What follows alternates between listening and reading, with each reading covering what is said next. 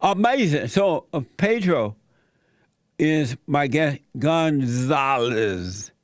He's a journalist and assistant editor for American Greatness. And I wanted to talk to Pedro a few minutes about men and about all this phony idea of racism and what's really going on in our country.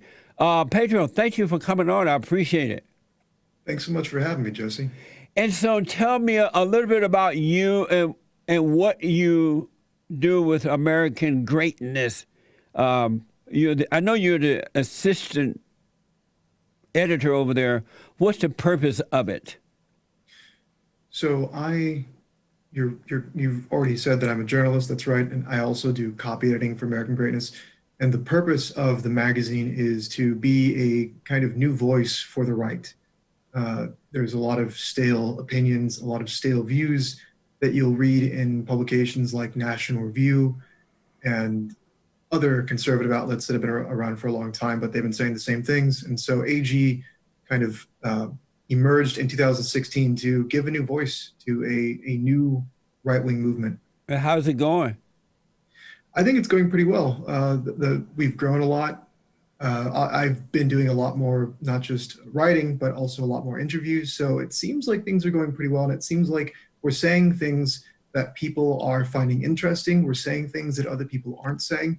And it seems like we're saying things that a lot of people are thinking, but are not ready to say aloud just yet.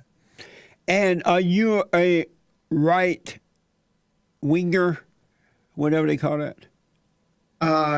Yes, but I actually try to not use to identify myself as a right or left or conservative or liberal, because I think those terms they can kind of box you into a position that maybe is not so wise anymore.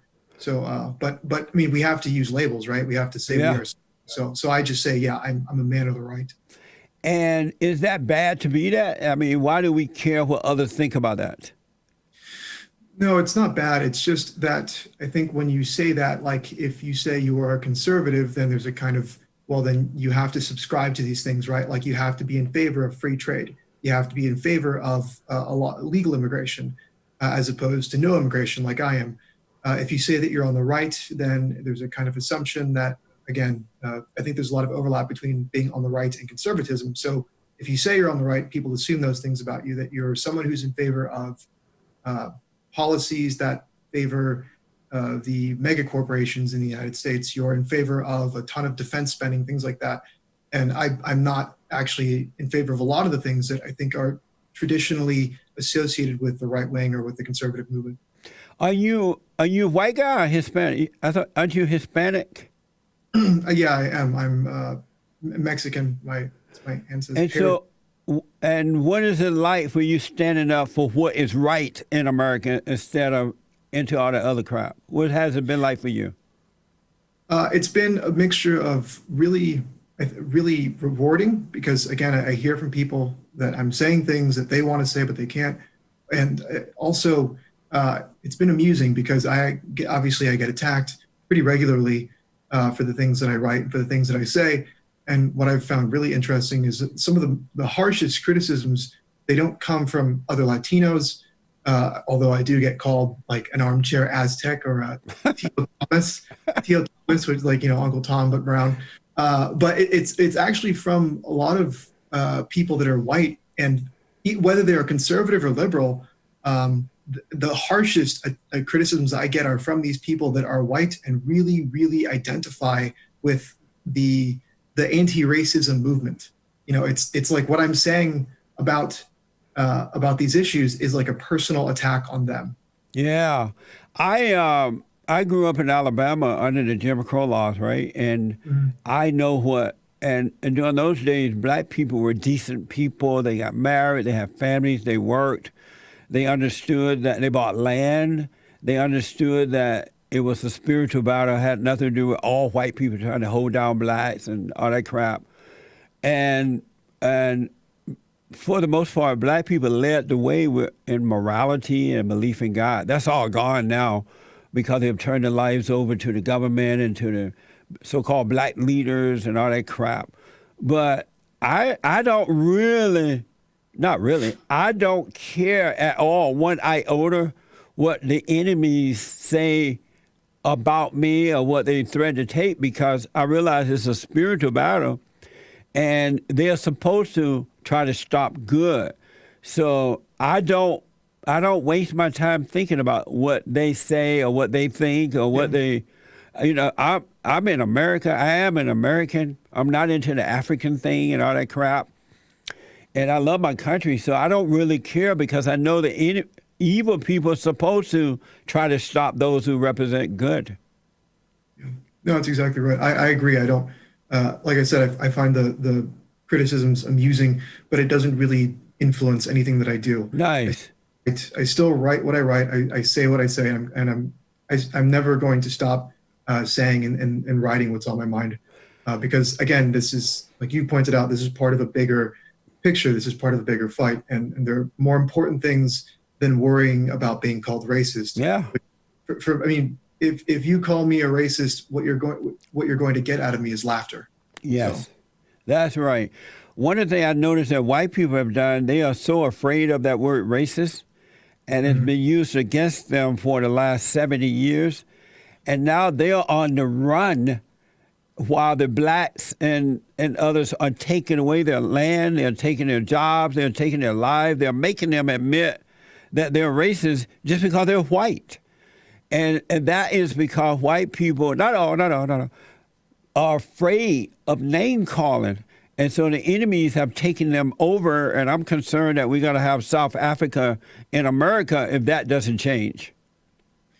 Yeah, no, this is a real thing that I think a lot of people, frankly, a lot of white people, even if they are allies, like your friends and peers that are white, yeah. If you do this stuff, I think it kind of makes them uncomfortable, because they've internalized so much of this anti-racism stuff that even having these thoughts that maybe the logical conclusion of this is something like South Africa, it makes them really uncomfortable. They don't even want to consider it. And so they kind of choose this blind optimism that everything's going to resolve itself, and that if we just continue down this path of being kind of religiously devoted to anti-racism, that things are going to work themselves out and everyone's going to get along. And that's just not true. No. Year after year, it seems like things get worse and worse. I mean, you saw a whole summer, almost like 9 months of rioting, basically. Yep. And you really did see this kind of religious element come out, where you had people in communities, white or there was basically just a mixture, but mostly white people, literally asking for forgiveness from Black Lives Matter organizers, like on their knees praying to BLM organizers for forgiveness. So I think that has kind of helped more than any argument I could make, more than anything I could write. I think that has kind of opened people's eyes, but there still is a definitely a kind of fear of talking about these things, of acknowledging them. I never imagined growing up, not for a second, imagine that one day I would see men bowing down to a bunch of fat, black, radical lesbians like Black Lives Matter. I don't know what to do with that. I knew men were afraid of women somewhat, but I didn't know they were that afraid. Some lesbians. Yeah, it was shocking. And it wasn't not just men, but police officers. Yeah. FBI agents, National Guardsmen. In other words, the men who we identify as the protectors, the guardians of a good life, they were among the first people to take a knee and to do the opposite of what men are supposed to do, which is to stand against a threat, stand up for their civilization and for the things that we still call our way of life. Yeah. And that was really disturbing. And that raises the other question, apart from the anti-racism one, is what is going on with men in this country? What is going on with masculinity? Yeah. Talk about beta. That is beta male. So speaking of men, this is Manhood Hour. And I say that we men have allowed the world to allow evil to take over the world, because if men are strong, they love what's right, they stand up, they fight back without fear, then evil cannot take over. What do you say? What do you say to that? I think that is correct. I think that there's been a kind of inversion of values that we favor the weak man over the strong man. We favor the effeminate man over the masculine man. And the people that are telling us what it means to be a man are people that write for publications like the Huffington Post or Salon or these feminist journals. And so that's on the left. But it's not much better if you look on the right. If you look at the people that are telling us what it means to be a man on the right, besides you, Jesse, you're one of the good ones. It's people like David French. Yeah. We're getting our masculinity talking points from David French, who is one of these people that would literally bow before the BLM organizers and stuff like that. And who David French does not attack anyone more aggressively than Christians and people that are ironically traditional minded men. Yeah. And so I think this is a problem that's not just coming from the left. It's also a question that the right doesn't really have an answer to yet. And there are obviously people like you that are working at answering this, but there's just not enough, I think. I'm glad you brought them up because I noticed that the weakness of conservatives and the Republican Party is like bad. It's awful. Yeah. It's like they're trying to appease the Democratic Party or something. The Democrats vote in a lot of women, so now the Republican voting in a lot of women. Right. The Democrats let the homosexuals in. I mean, the Republicans let the Democrats approve of homosexuality, same-sex marriage, all that crap. Now the Republicans doing the same thing. It's like the Republican Party is losing its way. And eventually there will be no Republican Party. Yeah, I mean, this is the issue with conservatism, and this is one of the reasons why I don't like to use that term as much as possible. Yeah. And with the Republican Party is that basically the conservative movement and the Republican Party are always just like a few years behind the left and the Democrats. So whatever position the Democrats held just recently, once they move on to a more radical position, Republicans will take that position and say, you know, we'll do what the Democrats are doing 5 years ago, but we'll do it with fiscal responsibility.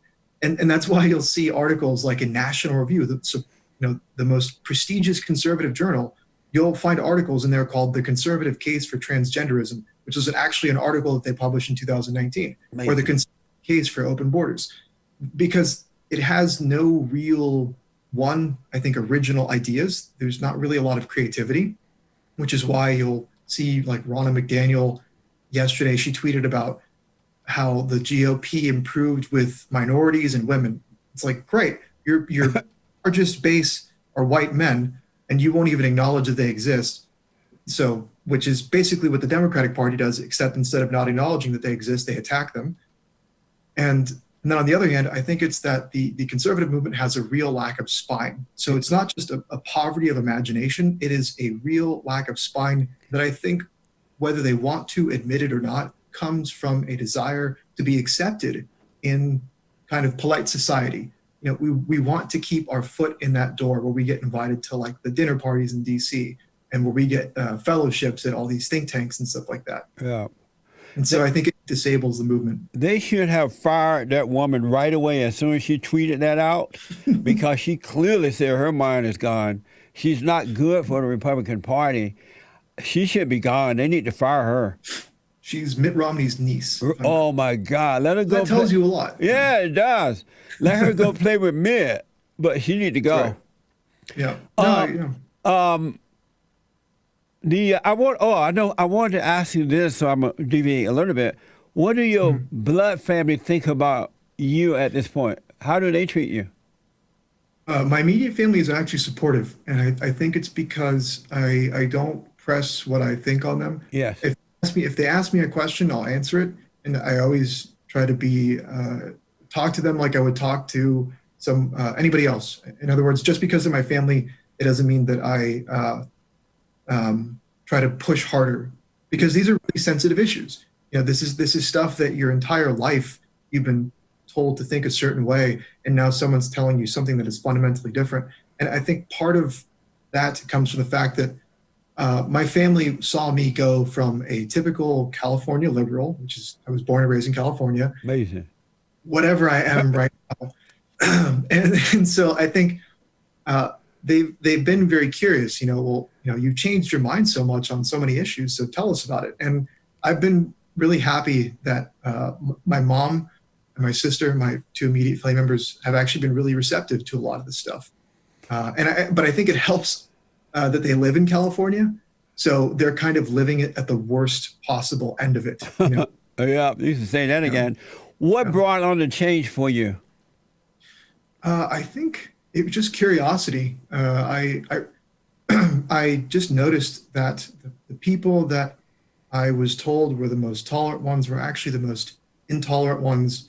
That the people that I was told I couldn't read or interact with or even entertain were some of the most open-minded ones, and they were never as like abusive to me or asking questions as the supposedly very tolerant ones were. And I just couldn't get over this feeling that I was being lied to and that a lot of the preconceived notions I had were incorrect. And so I just kind of followed that and didn't look back. And that didn't just lead me away from being liberal, progressive. It also led me away from a lot of the positions I initially embraced from conservatism. And it kind of showed me that both of these positions are kind of beholden to ideas that are not really good for society. Yeah. Like you said, there has to be something higher than just the fact that you're a Republican or a Democrat, right? That's right. Amazing. How has America changed due to the weakness of men? I think it has literally resulted in bloodshed. The fact that people are afraid to intervene in rioting because they'll be perceived as racist, which is actually something that Trump's advisors told him. You had Brooke Rollins, Jaron Smith, and Jared Kushner tell Trump, if you intervene in the rioting and take a hard stance against this, you'll be seen as racist, and that will hurt your chances with minorities. And that actually influenced the administration's policy. Man. And I think that's one of the reasons why we've talked about designating Antifa as a terrorist organization. We haven't actually done it, but we've talked about it. But we never talked about doing the same with Black Lives Matter. Yeah.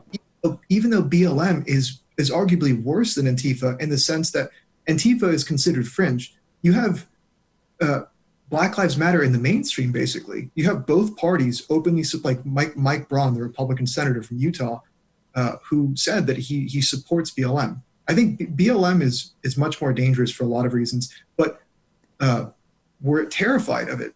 Even Trump, who people think of as this kind of like Caesar figure, this lion, even he was afraid of really aggressively tackling this because of this horror of being considered racist. And obviously, we've talked about the people that have kneeled from rioting, and on the other hand, there's a real tragedy of this.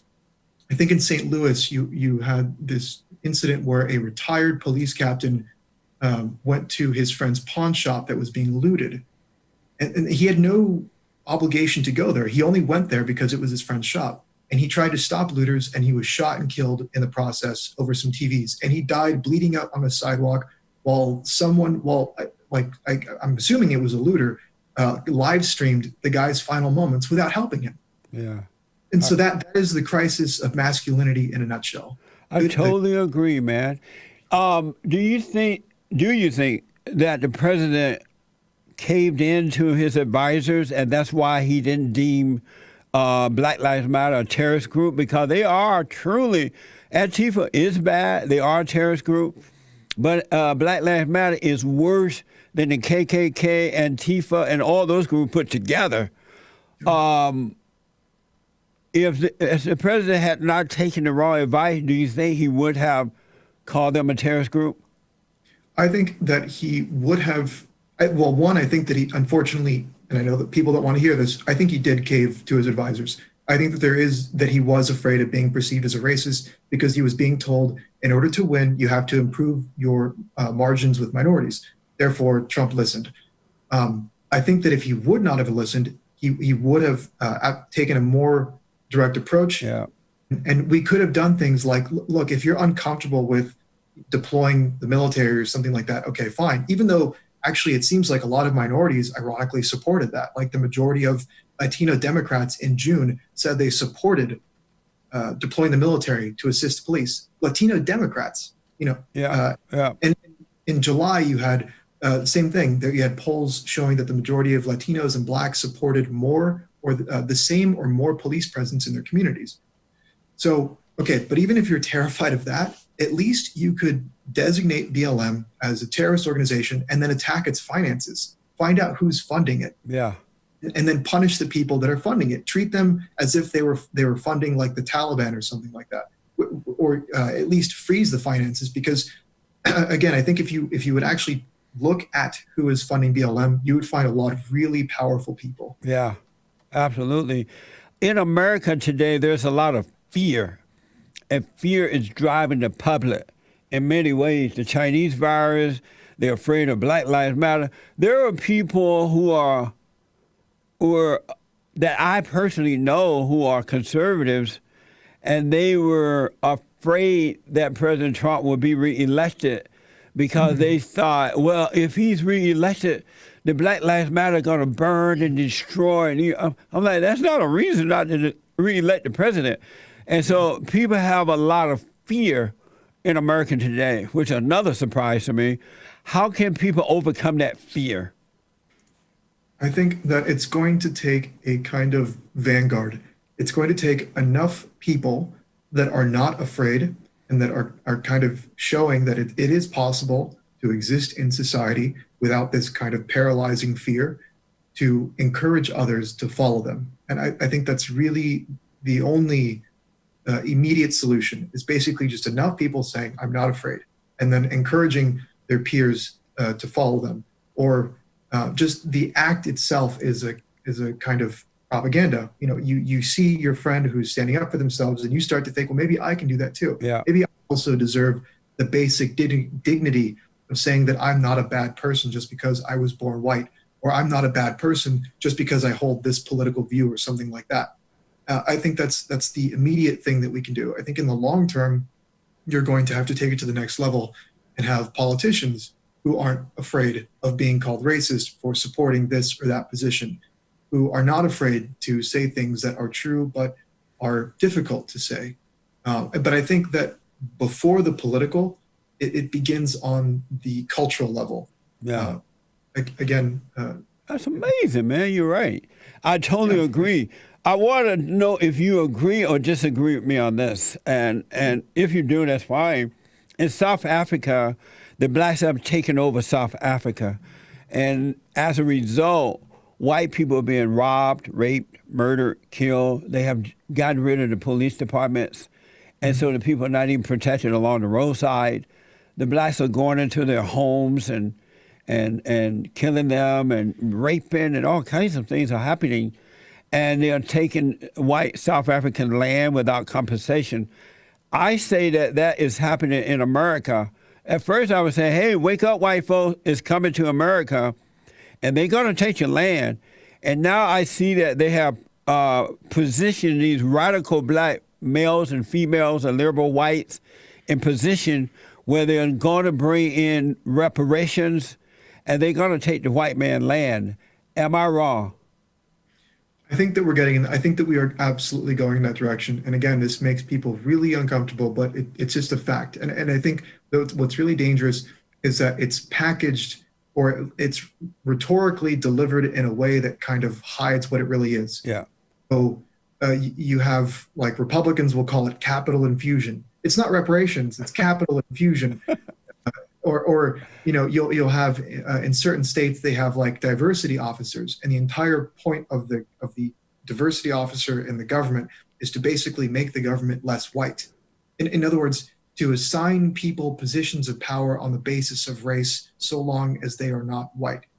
In Oregon, I think they passed a law that would basically make it possible to for the government to basically put homeless people on your property. Yeah.